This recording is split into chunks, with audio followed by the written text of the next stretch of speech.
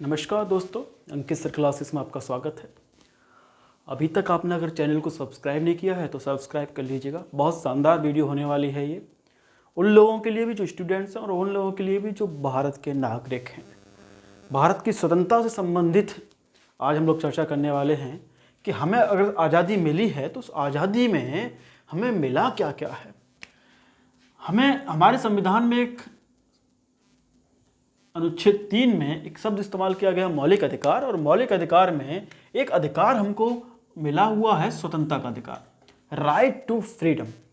स्वतंत्रता का अधिकार मिला हुआ है और स्वतंत्रता का अधिकार में एक अनुच्छेद है 19। हालांकि स्वतंत्रता का अधिकार 19 से 22 तक है। 19 से 22 तक हम केवल एक आर्टिकल की चर्चा करने वाले हैं आज के वीडियो में, अनुच्छेद 19 बहुत इंपॉर्टेंट है। और आप जानेंगे कि क्या क्या चीज़ें हमको मिली हुई हैं इस देश की स्वतंत्रता में। मैंने पहले ही बताया था कि देश की स्वतंत्रता उतनी ही है जितनी कि एक बच्चा बड़ा होने पर उसकी रोक टोक कम हो जाती है, ज़्यादा नहीं है। और किसी भी आज़ादी में, किसी भी स्वतंत्रता में हर कोई आज़ाद नहीं होता। कुछ लोगों को आज़ादी मिलती है, कुछ लोगों को नहीं मिलती। लड़ते सब हैं, आज़ादी सिर्फ कुछ लोगों को मिलती है। और जिस कुछ लोगों को आज़ादी मिली है, उन आज़ादियों में हमने इस अनुच्छेद 29 में क्या क्या पाया है समझते हैं।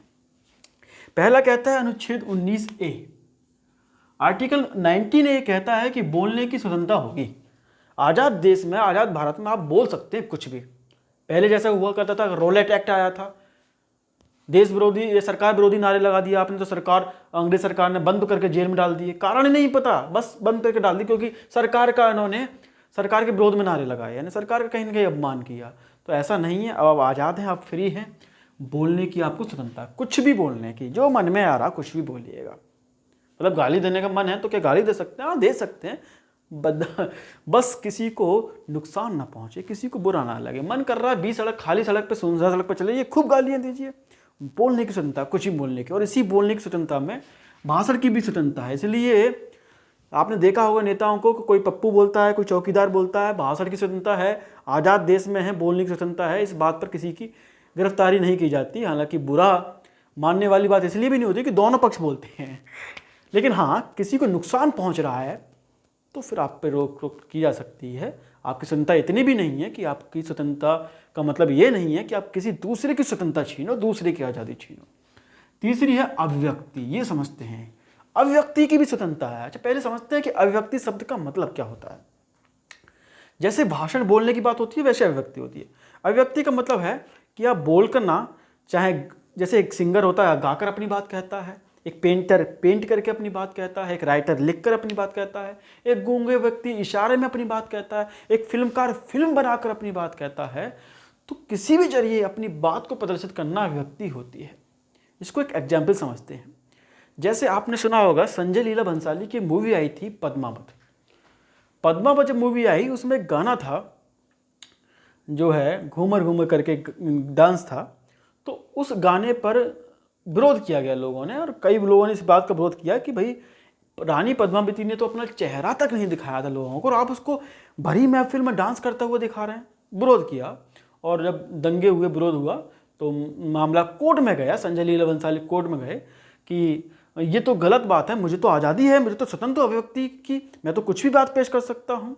तो वहाँ कोर्ट ने कहा कि आपकी आज़ादी ठीक है, आप अपनी बात रख सकते हैं, अपने गाने को रख सकते हैं, लेकिन अगर आपकी स्वतंत्रता से किसी दूसरे को आहत होता है, किसी दूसरे को नुकसान पहुँचता है, किसी दूसरे की भावना को ठेस पहुँचता है कि तो फिर आपकी आज़ादी ख़त्म हो जाती है। और वो गाना उस मूवी से निकाल दिया गया। भारी नुकसान, कहते हैं शायद 10-12 करोड़ रुपए का नुकसान हुआ गाने को निकालने की वजह से। कोई गाना शूट करने में इतना खर्चा हुआ, लेकिन संजय लीला भंसाली को इस अभिव्यक्ति की आज़ादी वहाँ पर नहीं मिली थी। इसलिए अभिव्यक्ति की आज़ादी का मतलब यहाँ पर यह है कि दूसरे की आज़ादी न छीने, लेकिन इसके अलावा आप अपनी बात कह सकते हैं किसी भी तरीके से। प्रेस की स्वतंत्रता भी मिली हुई है, यानी कि आप मीडिया का यूज कर सकते हैं, प्रेस का यूज कर सकते हैं। मीडिया किसी जो है बड़ी सेलिब्रिटी की नहीं होती। आपका मन कर रहा है कि आपको मीडिया से बात करनी है, मीडिया को बुलाना, बुला लीजिएगा, लेकिन मुद्दा हो। ऐसा नहीं आज मेरा मन कर रहा है कि मीडिया से अपने दिल की बात कहूँ, तो थोड़ी ना मीडिया के पास खबर होनी चाहिए, तो आपके पास मीडिया भी आएगी। मीडिया का प्रयोग सब कोई कर सकता है। और इसके अलावा प्रेस की स्वतंत्रता भी, प्रेस को स्वतंत्रता मिली हुई है, फ्रीडम है। प्रेस जो भी दिखाएगी वो सच दिखाएगी, किसी सरकार के पक्ष में बात नहीं करेगी। काफ़ी बातें इससे संबंधित होती हैं। तो आर्टिकल 19 से समझ में आ गया होगा। आर्टिकल 19 भी कहता है कि शांतिपूर्वक बिना हथियार के सभा करने की स्वतंत्रता होती है।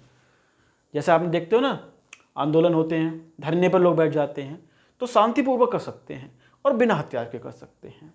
ठीक है, हालांकि सिखों को उनका कृपाण जो होता है उसके साथ छूट मिलती है, लेकिन और लोगों को नहीं।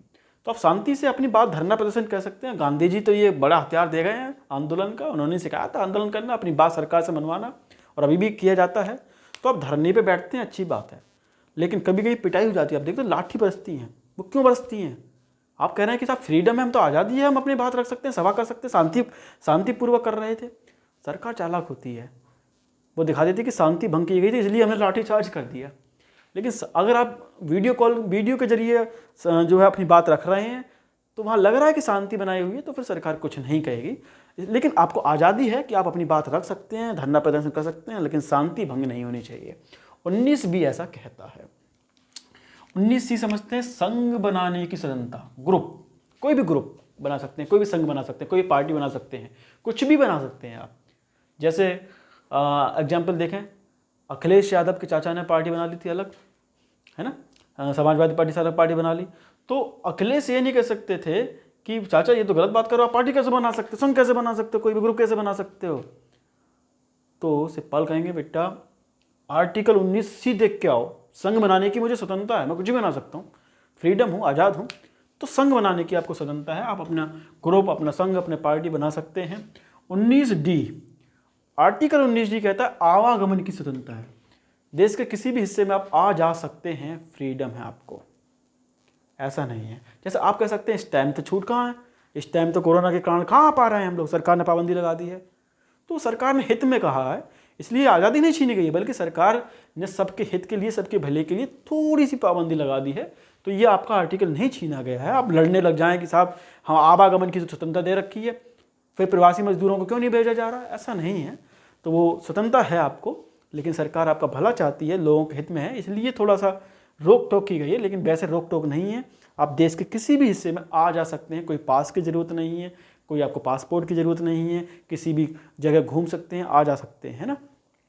कुछ राज्य ऐसे हैं जहाँ पर थोड़ी सी पाबंदियाँ हैं, जैसे आपका नागालैंड है या ये है, उनकी वजह है, वहाँ पाबंदियाँ इसलिए भी हैं क्योंकि वहाँ उनकी अलग तरह की जनजातियाँ हैं, और वो जनजातियाँ अलग तरह के लोगों को प्रवेश, जो हम आम लोग होते हैं और नॉर्मल लोग होते हैं, उनके प्रवेश को लेकर सहज महसूस नहीं करती, कुछ ना कुछ प्रॉब्लम्स हैं। तो इस वजह से कुछ छोटे मोटे राज्य छोड़ दिया जाए, वहाँ परमिशन के साथ आप जा सकते हैं, वरना देश के किसी भी हिस्से में आप आ जा सकते हैं, और ऐसा होता भी है। लेकिन होता क्यों है? आर्टिकल 19D की वजह से होता है।